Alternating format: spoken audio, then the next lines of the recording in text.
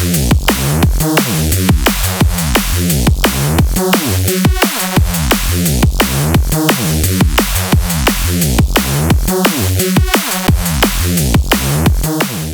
and welcome.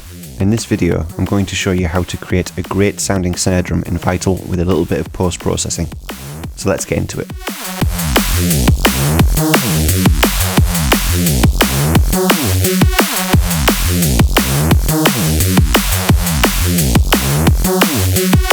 I've set up a MIDI region with a note on G2, an eighth note long, every half note for a bar.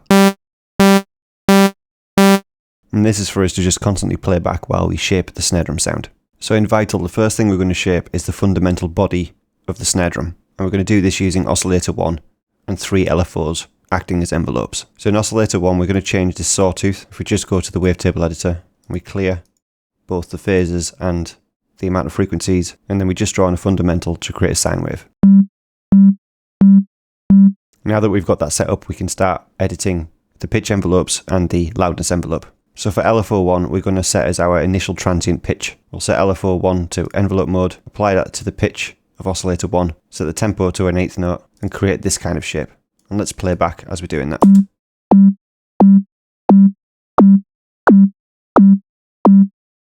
And we can decide how long we want that pitch transient to be.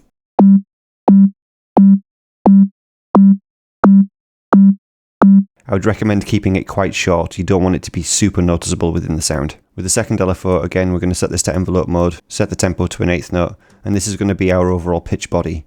So again, we apply this to oscillator 1's pitch, and we're going to set this one to bipolar mode. We're going to make sure that we have a Y grid of 2, so this is our zero crossing point. If you've watched my kick synthesis video, you'll have seen me do this technique. And we're going to set an envelope shape, something similar to this.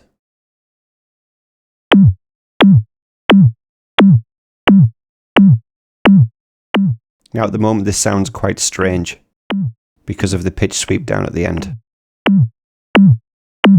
But this is where the amplitude envelope is going to come into play. So LFO3, again we set that to envelope mode and an eighth note as well. And we're going to apply this to the level of oscillator 1 and make sure this goes to around about 50% of the range. And we're going to set an LFO that looks something like this. And this is where you get to decide how long you want the body of the snare drum to last. After this we can go in and fine tune some of the pitch elements to our taste and liking.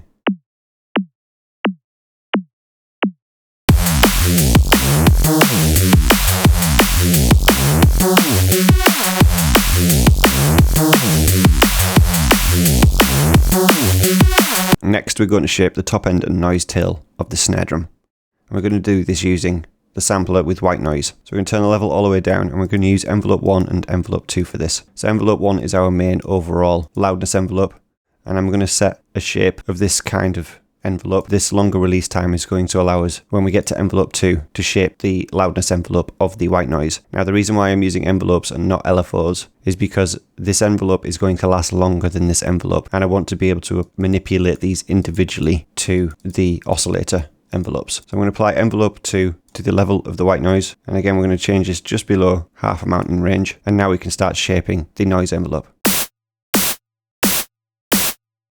I would recommend that you zoom in when you start changing the decay. And with Vital you get a really cool visual representation of how long the note is lasting for. And then after this we get to shape.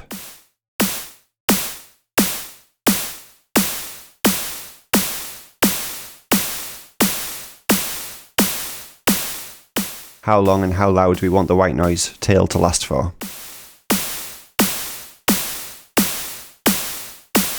Now the next thing that we want to do is we want to shape the white noise tail and the overall snare body with some filtering. And we're going to do this with filter 1 and filter 2. Filter 1 we're going to turn off oscillator 1 and apply it to the sampler, which is the white noise instead. And we're going to change it to high pass mode.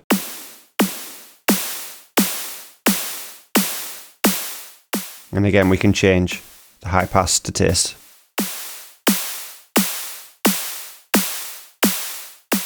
And then filter 2. Again, change the high pass mode, apply to oscillator 1 and filter 1. Leave a little bit of a resonant peak. And again, we can change to taste. And this is a sort of, this resonant peak will allow us to pick up a little bit of the body frequencies of the snare, just to make them a little bit bolder.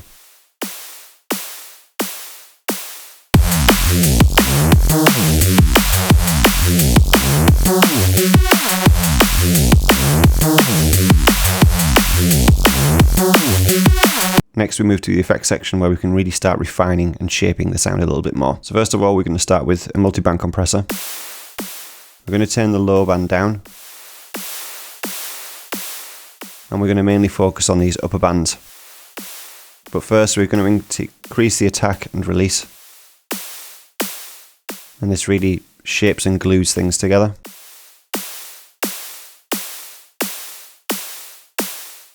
And this really shapes and glues the overall sound together. And then we can start expanding the mids to get the body of the snare. And the tops, just to bring a little bit more sparkle back to the sound.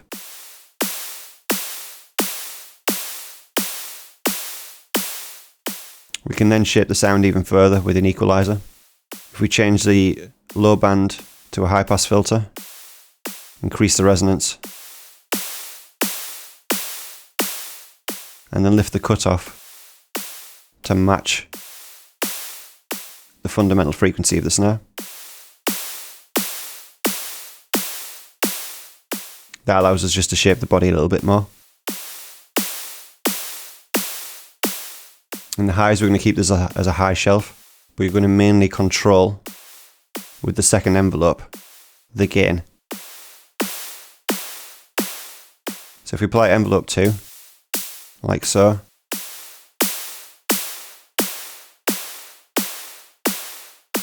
this just allows us, over time, to have it initially start bright and get quieter over time. And then we can change the cutoff to taste as well, for how many frequencies we want this to cover. And then finally with the mid band, we can use this to expand the clap frequency sound, which if you scan around, you can hear here we're starting to get that kind of clap sound. And again, if we bring the gain back down and apply envelope 2 to that gain,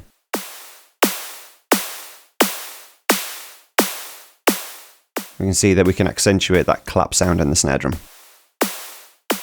After this, we can decide if we want the equalizer before the compressor or after, to see which sound we prefer.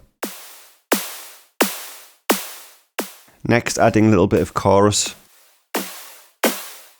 by freezing the tempo, bringing the voices all the way down, bringing the feedback all the way down, changing the range to the upper mids, and then messing around with the mix a little bit.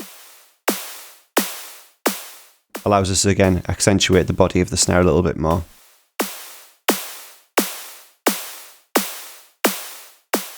And another thing that we can do as well is if we turn on the distortion unit and apply envelope 2 to the drive and then bring the range down, that allows us just in the initial transient to add a little bit more punch to the snare.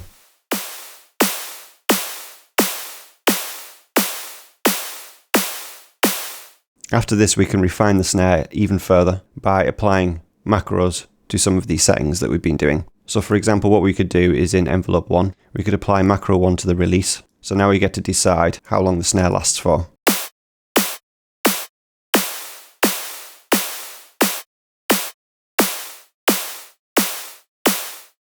And we can name that noise tail. For the second macro, we can apply it to the pitch envelopes. So we can now decide how much we want the snare to pitch. So we can change it to more of the traditional 808 sound, to more of a strong slap snare. We can also apply macros to the overall high pass of the noise. If you want a little bit less mid frequencies in the noise sound. Again, we can name that. We'll name this as well. And then as a final macro, we can determine the range of the drive on the distortion.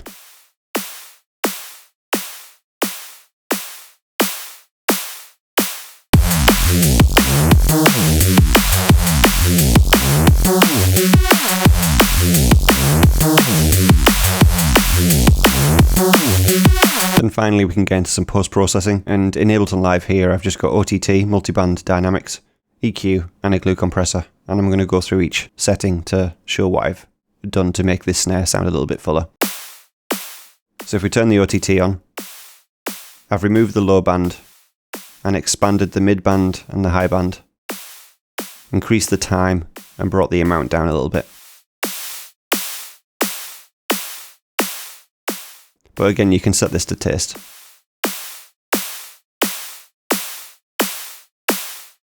Next, I've applied an EQ.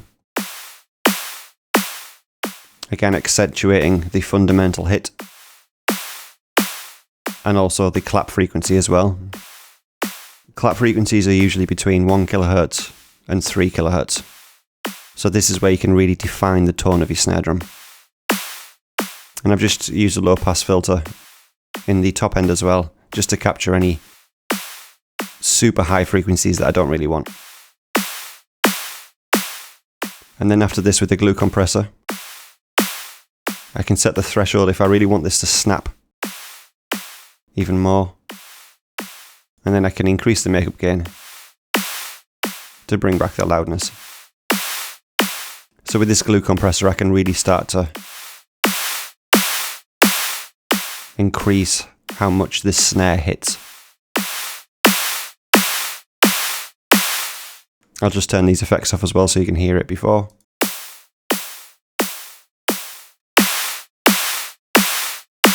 So you can really hear how much this increases the loudness and overall tone of the snare drum that we've synthesized in Vital. As a final note, one thing I would recommend as well is in Vital, or you can actually do this in Serum and Phaseplant or whatever synth that you want that has access to oscillators and the ability to create white noise. But if you're able to change the noise, one thing I would recommend is go through and try different noise types. So let's listen to that as well.